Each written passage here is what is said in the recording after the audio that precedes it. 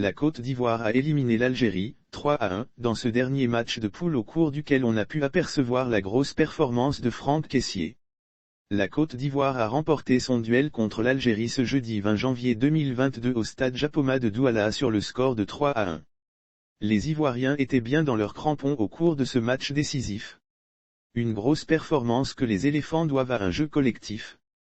Franck Kessié, l'homme du match un peu transparent et quasiment invisible lors des précédents matchs contre la Guinée équatoriale et la Sierra Leone, on a pu apercevoir le réveil de la panthère de Zébizékou. En effet, Franck Kessié a réalisé une grosse performance contre l'Algérie. Lire aussi qu'en Cameroun 2021, la Côte d'Ivoire humilie, 3-1, l'Algérie et la renvoie à la maison, publié le 20 janvier 2022 à 19h40 à la 23e minute sur une belle action collective, le milieu de terrain du Milan AC a retrouvé le chemin des buts sur une ouverture du pied gauche.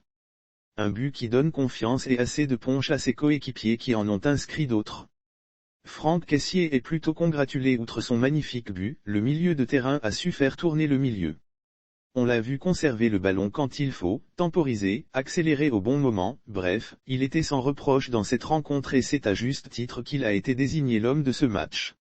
La confiance renouée pour ses prestations moyennes lors des précédentes rencontres, les supporters dans un déferlement sur les réseaux sociaux, n'hésitez pas à critiquer, parfois très méchamment le milieu de terrain. Des critiques à l'image, des pierres qu'il a réussi à utiliser pour se bâtir une belle maison. Après ce match contre l'Algérie, les langues se sont déliées.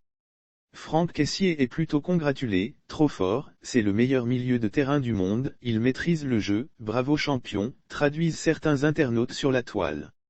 Un élan que l'équipe devra conserver dans le reste de la compétition.